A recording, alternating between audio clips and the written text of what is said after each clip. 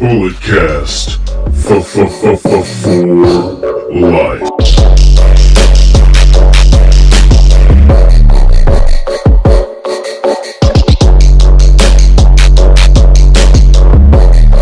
Welcome everybody to another episode of Under the Radar. My name is Brandon, and on today's episode we got some UFC and some New Japan talk on the docket, as well as the NXT TV report as always. But first, let's talk about some of the fallout from the Crown Jewel show that happened on Friday.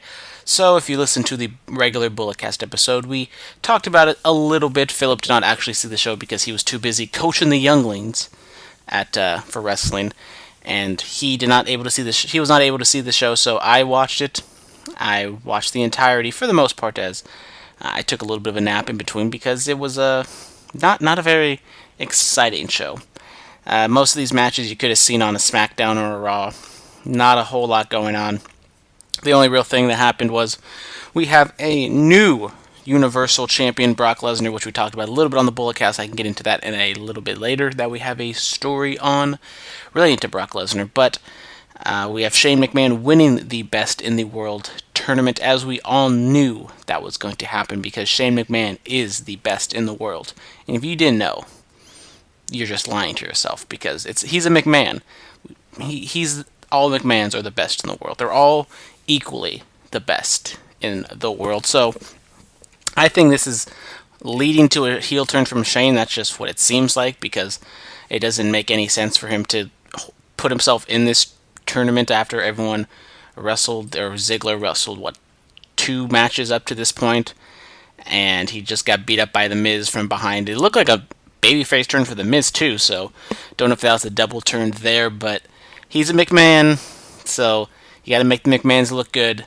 I hope they just don't do this and ignore it like it didn't happen. They talked about it a little bit on Raw, so I assume they're gonna push this thing a little bit, and I don't know what the end result is. I mean, Shane McMahon is not the best wrestler in the world, as we saw.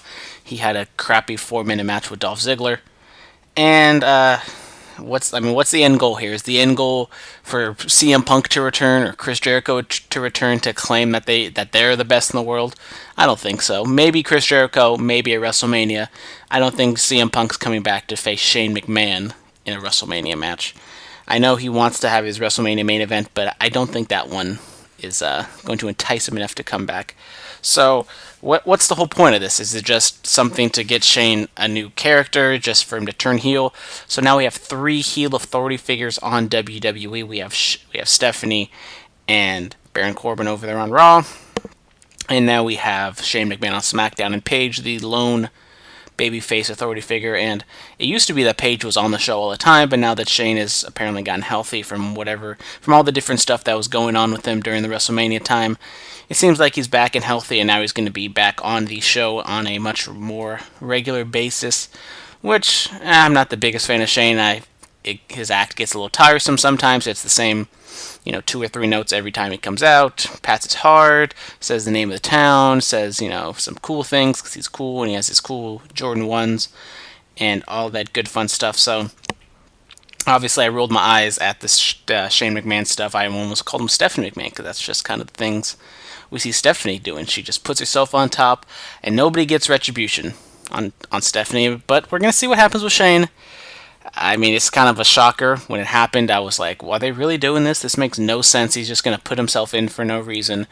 But I guess he's Shane McMahon. He can do what he wants.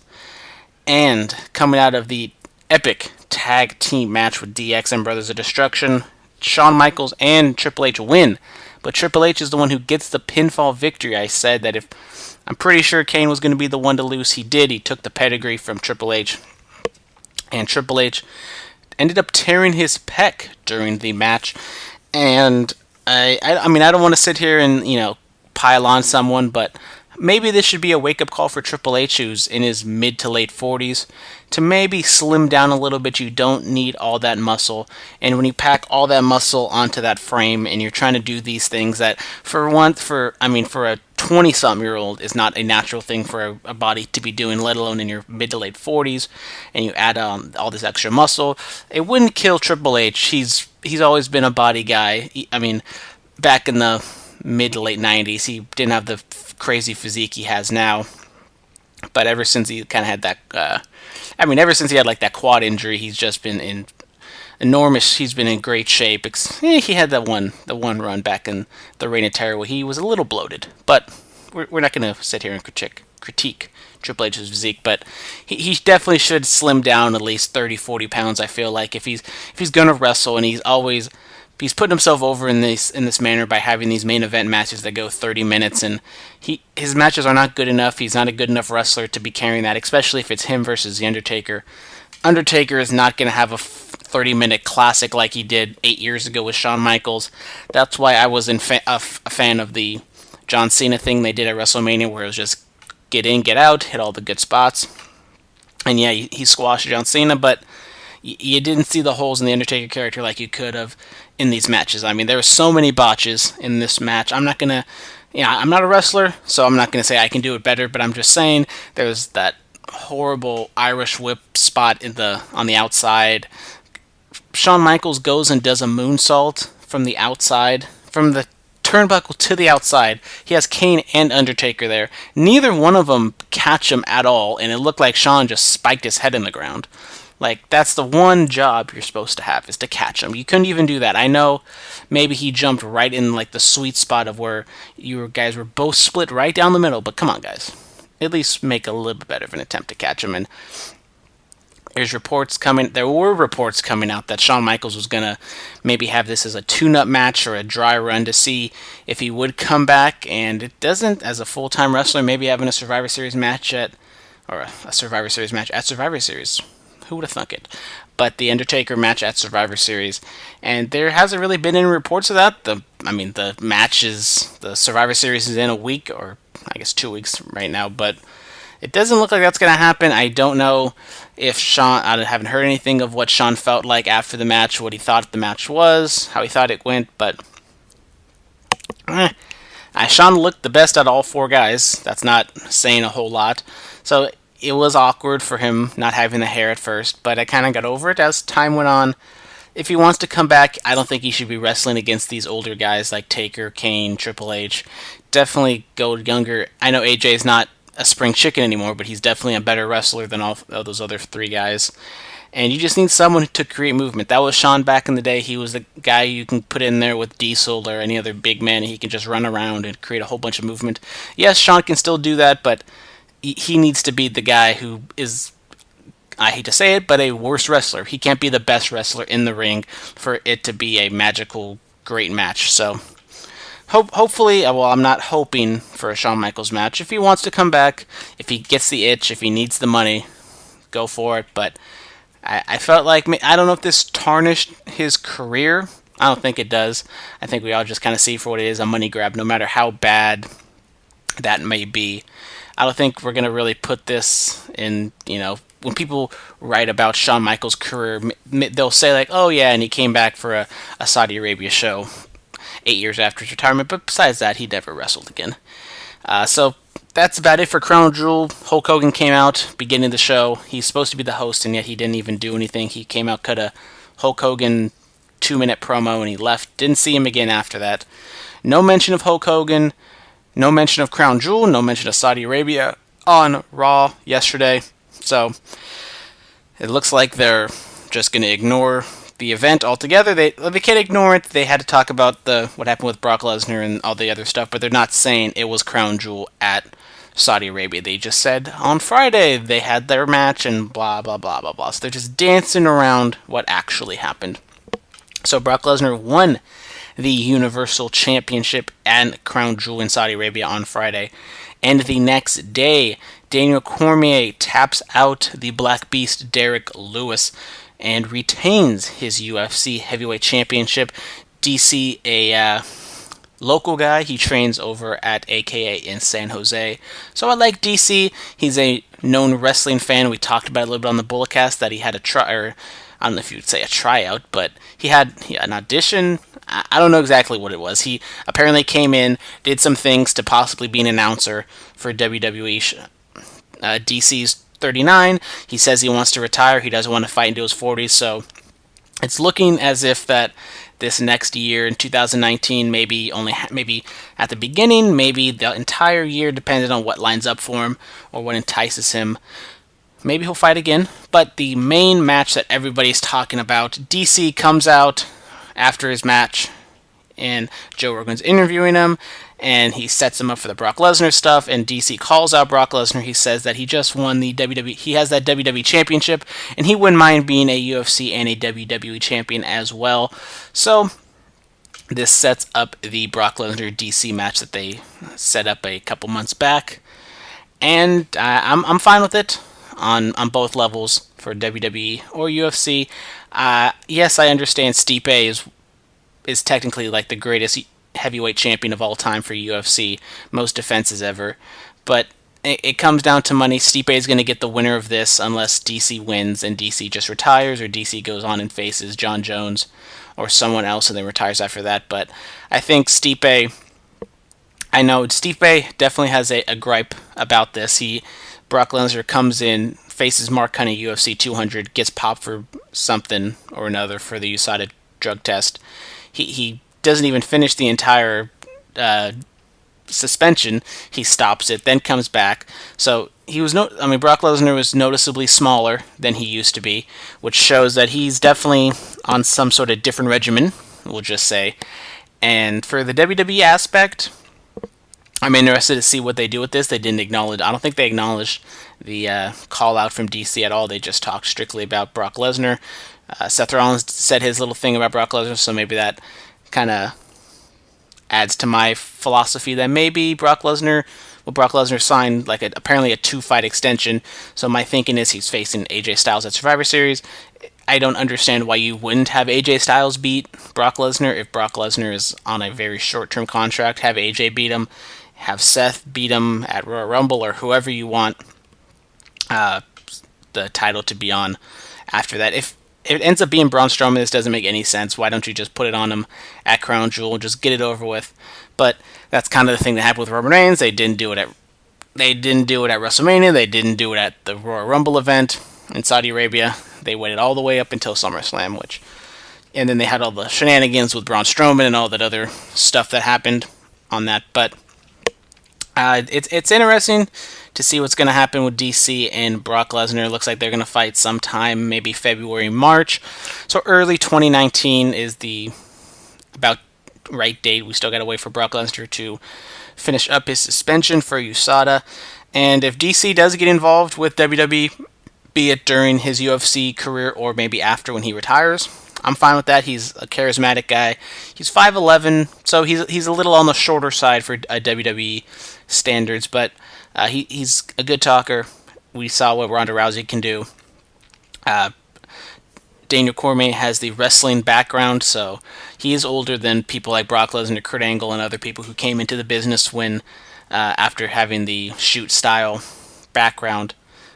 So it's gonna. I would love to see DC and WWE. If he wants to just be an announcer, let him just be an announcer. If he wants to be a color guy, I think that'd be fun to have Corey Graves, take the load off of him, have him only be on Raw. And if they want to have DC be on SmackDown, so they have the UFC tie-in, even though UFC isn't going to even be on Fox anymore by that point. UFC is moving over to ESPN. They announced some of the first dates for them. A lot of the stuff be on ESPN Plus. I don't have ESPN Plus, but I'm going off on a side tangent. Yeah. So that'll do it for UFC and WWE. Let's go over to New Japan. They just had their Power Struggle show last weekend, and that saw Chris Jericho retaining the IC Championship against Evil. A good match. I thought it was a really good match. It was probably better than I would have expected between these two guys. Evil may be one of the most underrated people in wrestling, even from people like inside, or not inside, but people who watch New Japan. I don't think they appreciate Evil as much as they should. Evil's a great wrestler. One of the top, maybe he's not a top guy in New Japan, which is why he doesn't get as much publicity as he probably should be. But when it comes to G1s, when he has his big time matches, he's had a heavyweight championship match against Okada. Great match there. He beat Okada in the G1 last year. So just Evil, Jericho, maybe not a match you would think was going to happen when Jericho first came back to face Omega, but it is what it is, and he ends up beating Evil. Naito comes out to make the save, and this sets up a match at the Dome. Jericho goes backstage and he talks about how he's not going to fight Naito, not at the Dome, not at Madison Square Garden, not anywhere. And so Jericho just is continuing to be the grumpy old man, and we have some matches announced for the Wrestle Kingdom show on January 4th. This is Wrestle Kingdom 13, and we have basically all the top matches. So we have the main event, as we all knew was going to happen. We have Kenny Omega versus Hiroshi Tanahashi for the IWGP Championship. This one's been in the works for a while, ever since Tanahashi won the G1. As I said back then, I didn't think Tanahashi would win the G1.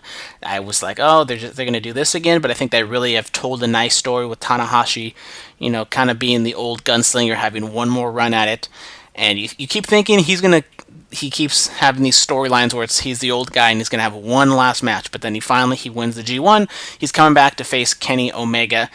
And this should be a really good match. It should be. Kenny has that the drive to always have the best match, and after some of these other matches, on paper, these might not be the best technical matches on the undercard, so maybe Kenny Omega and Tanahashi can do something spectacular. I'm not going to say that all the other matches I'm going to say aren't going to be great matches. They probably will be great matches, but they're just going to be maybe different matches than the Kenny Omega Tanahashi match, and that's what makes a wrestling show great, is all these different matches are different. They all kind of mesh together well to make a very good show. So I'm not going to give any predictions thus far. I'm going to see nothing's going to really happen from here until then, but maybe there's some news comes out about Kenny's contract status, because this is going to be maybe one of his last matches in New Japan if he re-signs with New Japan. Then I don't know if I'd say Kenny would win. Maybe having Tanahashi win, who knows what's going to happen with New Japan. But next up we have the IWGP Intercontinental Championship, and it is Jericho versus Naito. Jericho already said on Twitter this match isn't going to happen. Just because you announced it doesn't mean that he accepts it, so it's going to be interesting to see what they do with this storyline-wise. If Jericho just holds out, he pulls a Le'Veon Bell and just doesn't show up, and Naito is just standing there in the middle of the ring and nothing happens. So that's that. We already saw this match at Dominion when Jericho won the IC title from Naito. A really good match back then, so hopefully they can top it on this one. It's probably going to be a brawl, hardcore style match, so it's kind of what Jericho's been doing, but Jericho, if he gets up for it, he might want to have some sort of technical match with Naito, just to show that he can do it. So we're going to have to wait and see for that one. And we have a grudge match with Kazuchika Okada going up against Jay White. Jay White, basically the leader of Bullet Club now, I would say, now that apparently the Elite is kind of broken off from the Bullet Club, which, the Elite YouTube channel, so all the guys from there, Adam Page, Marty Scurll, Young Bucks, Cody, Kenny, all those guys, they kind of have distanced themselves away from the Bullet Club, which makes a whole lot of sense. Bullet Club is a New Japan property. They own all the trademarks, they own all the logos and all that stuff. The Elite is their own thing, so they're just kind of building their own thing. So if they do come back to New Japan, they still have their own stuff that they can use with the Elite. If they go and do their own thing in ROH or another promotion that we don't even know about yet, we'll have to see about that. Marty Scurll is kind of the only guy who's locked up for any long-term contract. They've been teasing something happening with some announcement between the Elite on being the Elite. So, gonna have to wait till the end of the year to see if they make some sort of big announcement. Isn't it All In 2? Maybe. Is it their contract status? Who knows? If I'm a betting man, I would say that they're not going to sign with WWE, and there will be an All-In 2. So, as I just went on a complete and total tangent about the Bullet Club, Kazuchika Okada versus Jay White should be a really good match. Jay White has just come into his own this year.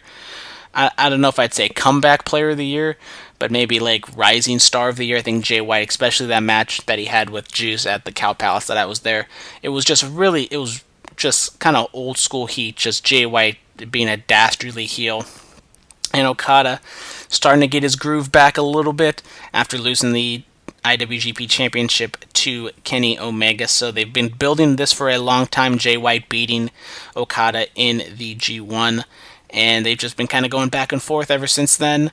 And I would expect Okada to get the win here, but you never know. Maybe they really want to build up Jay White. maybe for an event, maybe he eventually takes down Kenny. He took him down for the U.S. title. Maybe they're going to tell a story they can take him down for the IWGP Championship. Who knows? Who knows? And in the IWGP Junior title, we have Kushida versus Taiji Ishimori. I mean, what else can I say? These are going to be two great. It's going to be a great junior match. Happy that it's just a singles match. Sometimes on these junior matches, they have a tendency to be multi-man matches, and they're fun spot fests. But if it comes down to it, I'd much rather have just two guys compared to 5 or 6 guys. It's just a lot of action, kind of goes all over the place, doesn't really tell a nice, cohesive story. But I think with Kushida and Taiji Ishimori, they've done a nice storyline with Ishimori beating up Kushida and all that other stuff. So, good on that one. And now we have this is the multi-man junior match. This is for the IWGP Junior Tag titles. We have El Desperado and Yoshinobu Kanemaru and Roppongi 3K going up against El Desperado and Kanemaru versus Roppongi 3K versus Shingo Tagachi and Bushi for the IWGP Junior Tag title. So basically what I just said about all the other junior matches where it's a bunch of stuff going on, add to this match. And that's probably what's going to happen. I expect this to probably be the opener. It's kind of what the junior tag titles have been the last couple years. So, once again, should be a good match. Excited to see what comes up on Wrestle Kingdom. These are definitely the big matches. There's going to be some other ones. You got the Never Openweight title. Minoru Suzuki hasn't been announced yet for his match. No heavyweight tag title match announced yet. So, we'll have to wait and see about that. And now, finally, we have the NXT TV report. This was a big show. A lot of matches announced for the Takeover War Games in LA going on in 2 weeks. So, we have a Nikki Cross kicking off the show to, we have Nikki Cross going up against Mercedes Martinez. So Mercedes Martinez, she's been in the Mae Young Classic the last couple years. And Nikki Cross is Nikki Cross. She's crazy. She knows a secret. She knows everything. And Nikki Cross ends up winning in 6 minutes and 18 seconds.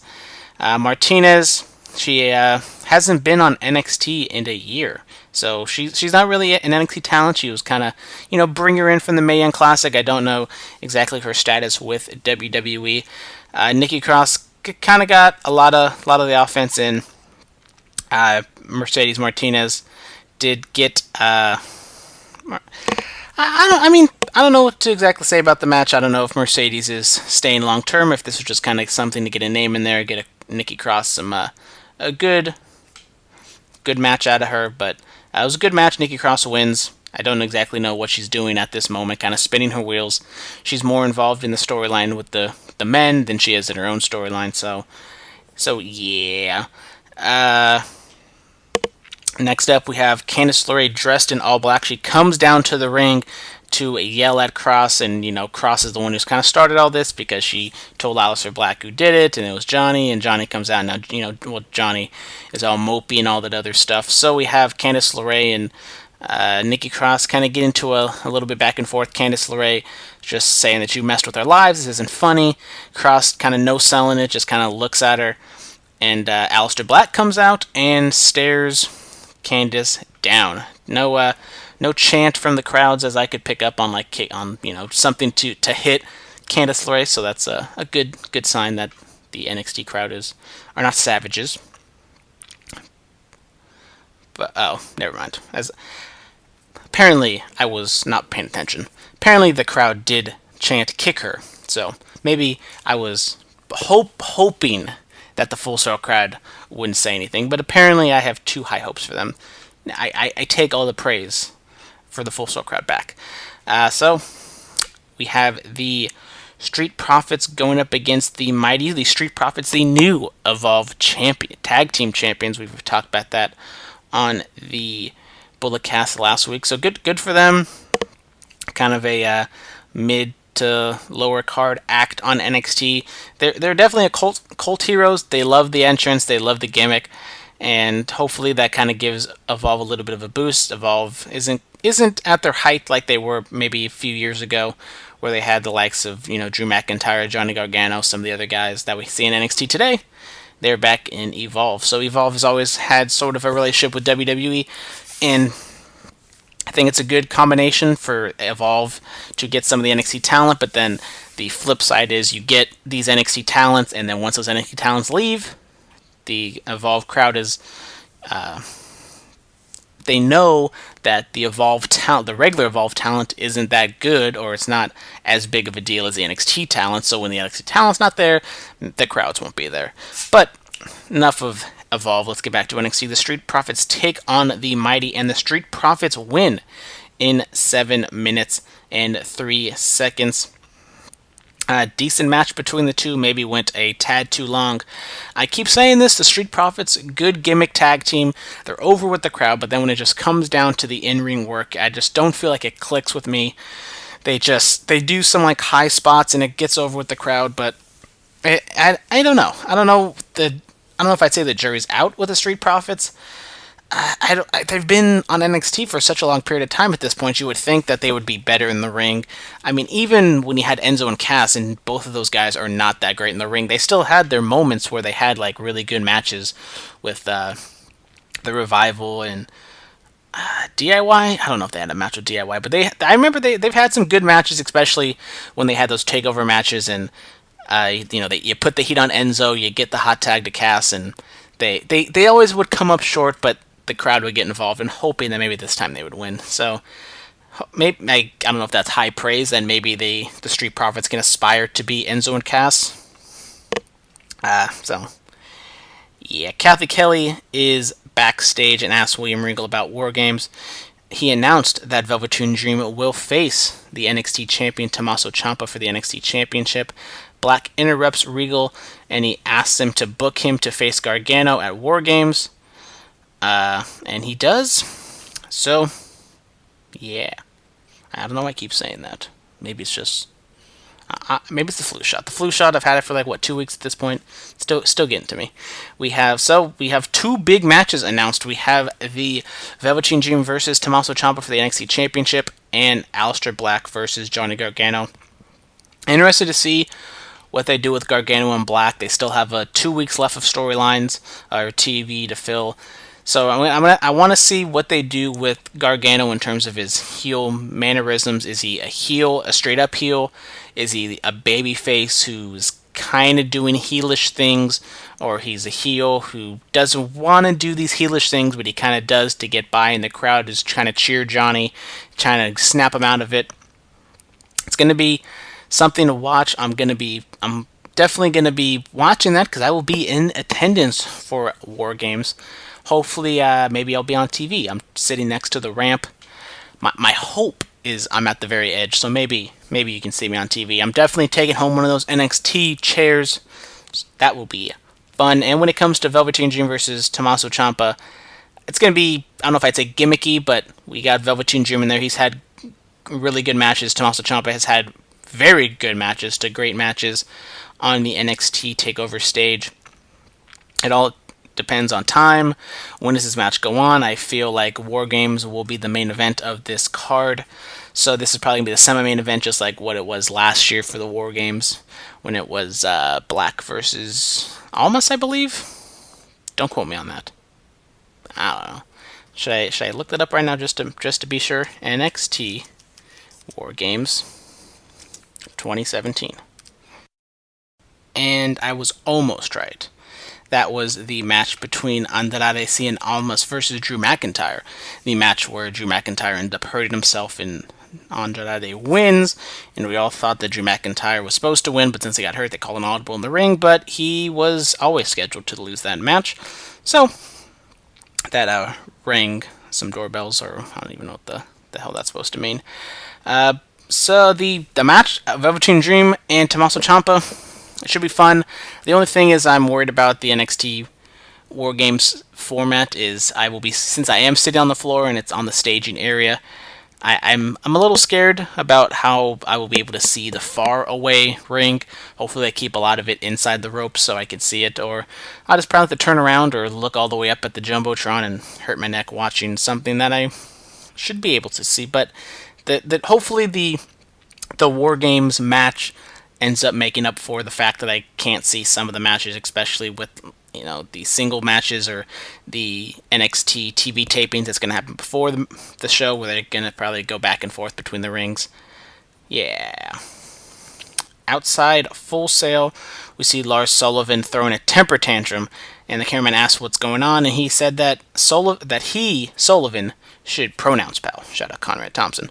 Sullivan was angry because he should have gotten the title shot and not Velveteen Dream, and he vows to rip Velveteen Dream in half before War Games so he can take his title spot.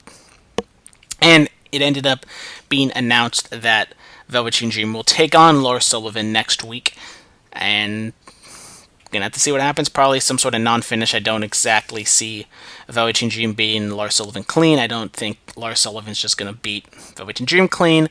So I believe we're probably gonna see something going on between either Tommaso Ciampa.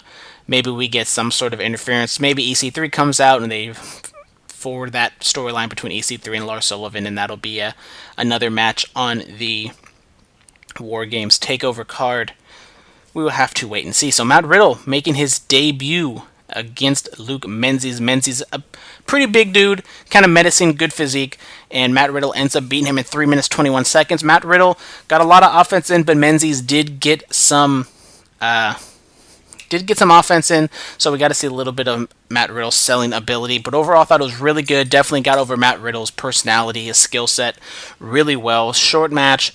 Matt Riddle, I really love Matt Riddle. I think Matt Riddle can be a star in WWE. Future NXT champion within the next year. Guarantee it. Matt Riddle's going to be super over, barring any sort of injuries. I mean, maybe Matt Riddle's character isn't for everybody.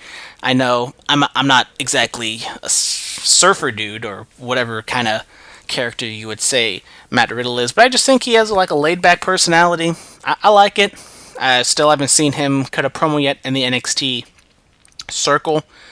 Gonna have to wait and see what happens there. As I keep speculating, I think it's gonna be Cassius Ohno versus Matt Riddle at War Games. We have 2 more weeks. Is Cassius Ohno gonna come out and lay out Matt Riddle? Is he just gonna straight up challenge him? We will have to wait and see. They do a recap of the Shayna Baszler beating Kairi Sane for the NXT Women's Championship at Evolution.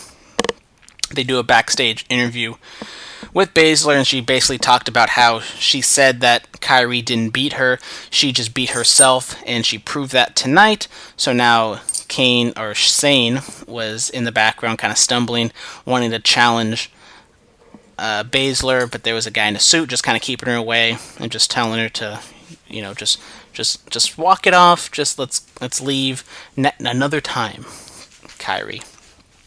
They do a quick little video package on Lacey Evans. She will be in action next week, and that's when they announced Velveteen Dream versus Lars Sullivan. We have a tag team match between Danny Burch and Oni Lorcan going up against Raul Mendoza and Humberto Carrillo, and Danny Burch and Oni Lorcan end up winning in 3 minutes and 17 seconds.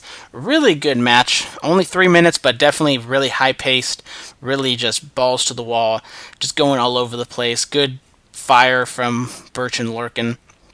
They're on the rebuild after the injury, so just kind of coming in there, getting some squash matches, and doing what they do best. So a good showing from Danny Burch and Oni Lorcan, as well as Mendoza and Carrillo. So good job on that one. They go backstage, Undisputed Era doing their usual shtick backstage, cutting a promo, and then all of a sudden the War Raiders come in and attack Undisputed Era.